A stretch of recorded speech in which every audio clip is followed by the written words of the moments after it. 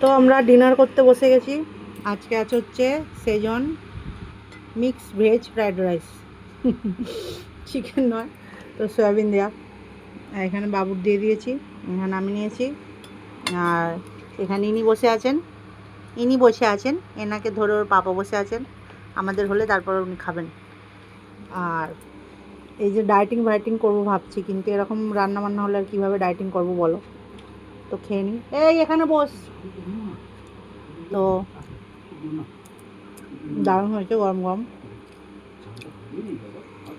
Daily তরকারি ভাত বা রুটি তরকারি খেতে খেতে হাঁপিয়ে উঠলে তখন একটু এইভাবে খেলে ভাল লাগে। তো অল্পই নিয়েছি, কতটা দেখা যাচ্ছে জানি না, কিন্তু অল্পই নিয়েছি, বেশি নিইনি।